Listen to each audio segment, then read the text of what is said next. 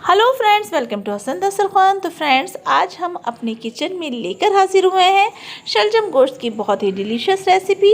यूँ तो शलजम गोश्त हर घर में बनाए जाते हैं और जाड़ों की बहुत ही ख़ास डिश है शलजम गोश्त, लेकिन हमारी जो मम्मियाँ होती हैं वो शलजम गोश्त बहुत अच्छे से बनाती हैं। और जब हम छोटे थे तो हम देखते थे कि हमारी दादियाँ जो है वो शलजम काटा करती थीं और मम्मी फिर उन्हें बनाती थी और हम लोग मज़े ले लेकर खाते थे। तो इसी तरह से आज भी हमारी मम्मियाँ शलजम गोश्त बनाती हैं, लेकिन हमारी जो बच्चियाँ होती हैं उन्हें नहीं आते। तो बस आज मैं उन लड़कियों के लिए ये रेसिपी लेकर हाजिर हुई हूँ जिनकी शादियाँ हुई हैं और जो नहीं जानती, जिन्होंने कभी भी शलजम गोश्त अपने घर पर नहीं बनाए हैं, तो उन्हें मैं ये डिश बना करके दिखाऊंगी कि शलजम गोश्त हम किस तरह से बनाते हैं ताकि वो अपने ससुराल में अपने ससुराल वालों का दिल जीत लें। तो शलजम गोश्त बनाने के लिए हमने ले लिया आधा किलो शलजम। शलजम दो तरह के होते हैं, एक तो ये वाइट वाले शलजम होते हैं विलायती शलजम, एक होते हैं ये इस तरह के देसी शलजम। तो हमें देसी शलजम लेने हैं और इसी के साथ हमें 250 ग्राम पालक लेना है जिसे हमने अच्छे से धो लिया है। 250 ग्राम हमें सोया लेना है। सोए की खुशबू बहुत अच्छी आती है शलजमों में, तो इसे भी अच्छे से धो लेना है। साथ ही हमें ले लेनी है 250 ग्राम मेथी। मेथी को भी हमें अलग से धो लेना है और इन सब चीज़ों को हम धो करके अच्छे से काट लेंगे। ये देख सकते हैं। एक चीज़ फ्रेंड्स आप ध्यान रखेंगे कि जो विलायती शलजम होते हैं उसमें वाइट पार्ट बहुत ज़्यादा होता है और जो देसी शलजम होते हैं उसमें ये पत्तियां ज़्यादा होती है। तो हमें देसी शलजम लेने हैं और ये देखिएगा वाइट पार्ट इसका छोटा होता है, लेकिन इसे भी हमें काट लेना, फेंकना नहीं है। और जो सोया है, मेथी है, ये सब चीज़ें भी हमें बारीक बारीक काट लेनी है और सबको एक साथ हमें मिक्स कर लेना है। ये देख सकते हैं। एक चीज़ याद रखनी है, सब्ज़ी को काटने से पहले अच्छे से वॉश कर लेना है। अब हम ले लेंगे आधा किलो गोश्त जिसे हमने बहुत अच्छे से धो लिया है और साफ़ कर लिया है। साथ ही हम लेंगे मसाला। मसाले में आप देख सकते हैं 2 चम्मच मैंने सूखा धनिया लिया है, 1 चम्मच टर्मरिक पाउडर लिया है, 4 से 5 मोटी मिर्च ली है, 2 प्याज़ें हमने ली हैं और 1 लहसुन हमने लिया है। आप चाहें तो जो मोटा धनिया है 2 चम्मच हमने जो मोटा धनिया लिया उसकी जगह आप पिसा हुआ 2 चम्मच सूखा धनिया ले सकते हैं और मिर्च भी आप पिसी हुई ले सकते हैं 1 से 1.5 चम्मच। अब हमने ले लिया एक पैन और पैन में हम डालेंगे 2 बड़े चम्मच ऑयल। ऑयल आप कोई सा भी यूज़ कर सकते हैं। ये जो मसाला था उस सारे मसाले को हमने पीस लेना है। ये देखिएगा, इस तरह से हमने मसाले को पीस और ऑयल में हम डायरेक्ट मसाला डाल देंगे, ना कोई जीरा डालना है, कुछ भी चीज़ हमें नहीं डालनी तड़के के लिए। सीधा ऑयल गरम करेंगे और उसमें मसाला डाल करके मसाला हम भून लेंगे। एक चीज़ हम ध्यान रखेंगे कि मसाला हमें बहुत अच्छे से भूनना है और धीरे धीरे पानी डालते हुए मसाले को हम भूनते जाएंगे। 5 से 10 मिनट तक हम मसाला भूनेंगे जब तक कि मसाला फट नहीं जाता और मसाले का ऑयल जो है वो बाहर नहीं आ जाता, तब तक कि हम मसाले को भूनते रहेंगे। मसाला भून चुका है। अब हम इसमें डाल देंगे गोश्त। ये देखिएगा, ये गोश्त हमने डाल दिया है और गोश्त डालने के बाद फिर से गोश्त के साथ हम मसाला 5 से 10 मिनट के लिए भूनेंगे। बस यही एक मेहनत होती है जो हमें शुरू में करनी होती है, मसाले को गोश्त के साथ भूनने की मेहनत। एक चीज़ ध्यान रखेंगे, मसाले को जलने नहीं देना। मसाला भूनते भूनते ही हम डालेंगे नमक। नमक आप अपने टेस्ट के अकॉर्डिंग डाल सकते हैं, जितना भी आपका नमक चाहिए होता है अपना डालेंगे और इस तरह से चला चला करके हम मसाले को बहुत अच्छे से भूनेंगे 5 से 10 मिनट के लिए।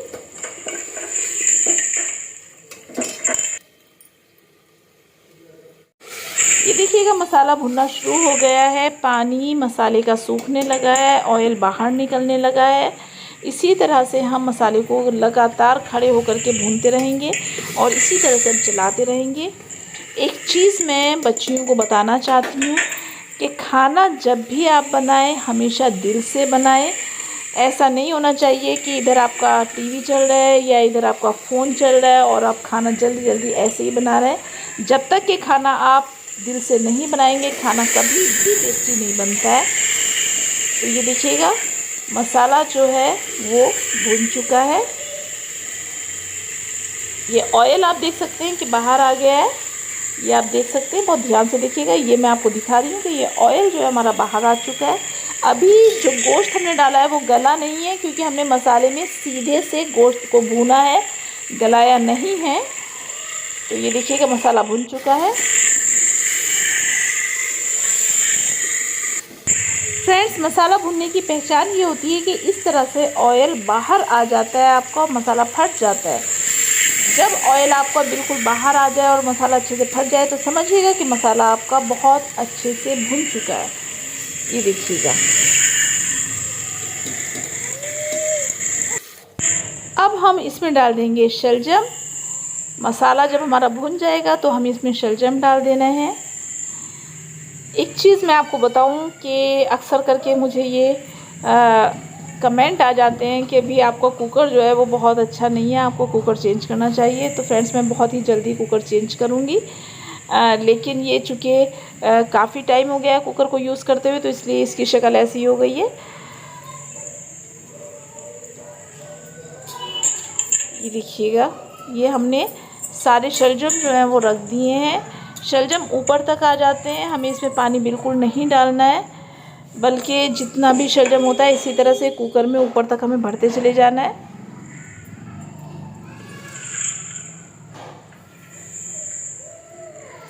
खाना बनाने में और खिलाने में बर्तन जो होते हैं, बर्तनों का भी बहुत अच्छा रोल होता है। तो इंशाल्लाह बहुत जल्द ही मैं अपना कुकर भी चेंज करूँगी।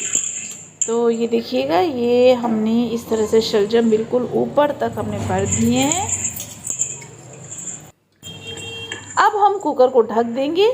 सिंपली हमें ढकना है, कुकर का जो ढक्कन है वो अच्छे से नहीं लगाना है, या कोई प्रेशर हमें कुकर में नहीं लगाना है।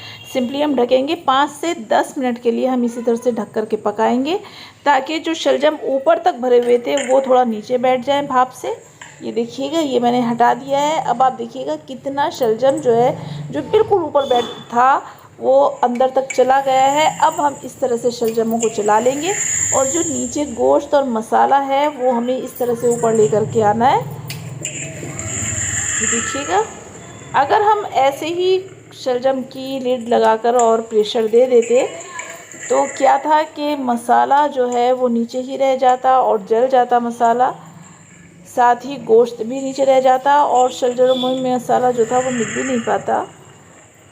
तो ये इसी तरह से हमें, देखिएगा शलजमों ने अपना पानी छोड़ दिया है। ये देखिएगा, अब हम इस तरह से शलजमों को और गोश्त को इस तरह से मिक्स करके, और अब हम लगा देंगे कुकर की लिड। अब 4 से 5 सीटियां हमें कुकर में देनी है। इतना सीटी हम देंगे जितने में आपका गोश्त जो है वो बहुत अच्छे से गल जाए। तो मेरे कुकर में 4 से 5 सीटियों में गोश्त गल जाता है।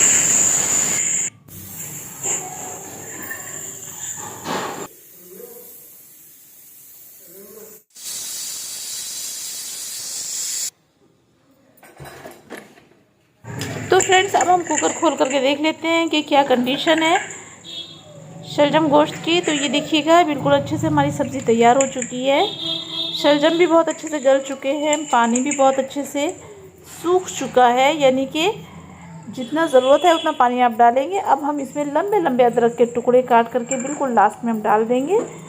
ये आपकी चॉइस है, अगर आप अदरक खाना पसंद करते हैं तो आप डाल सकते हैं। ये देखिएगा कितने अच्छे से हमारे शलजम बन करके तैयार हुए हैं। अगर आप चाहें तो इसमें थोड़ा सा पानी डाल करके आप इसे थोड़ा पतला बना सकते हैं, निसलबला बना सकते हैं, लेकिन मुझे शलजम सूखे सूखे ही पसंद है। और ये देखिएगा, ये गोश्त की बॉडी भी मैंने चेक कर ली है, तो बहुत अच्छे से गोश्त भी गल चुका है बहुत अच्छे से। ये देखिएगा कितने अच्छे से टूट रही है बॉडी, तो गोश्त भी बहुत अच्छे से गल चुका है और शलजम भी हमारे बहुत अच्छे से बन चुके हैं। ये देखिएगा,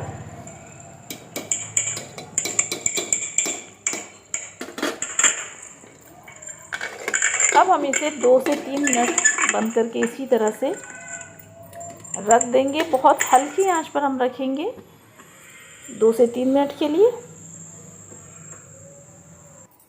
तो अब बारी बारी है सब्ज़ी को डिश आउट करने की। तो देखिएगा कितने अच्छे से हमारे शलजम गोश्त बन करके तैयार हुए हैं। और अगर आप इन्हें गरम गरम रोटियों के साथ खाएंगे तो बस मज़ा ही आने वाले, घर वाले उंगली चाटते रह जाएंगे। और ख़ास तरीके से गाँव में जिस तरह से शलजम गोश्त चावल की और धान की रोटी के साथ खाए जाते हैं तो आप यकीन जानिए बहुत ही टेस्टी लगते हैं। और मैं आपसे वादा करती हूँ कि मैं किसी वीडियो में आपको चावल की रोटी या धान की रोटी बनाना ज़रूर बताऊँगी।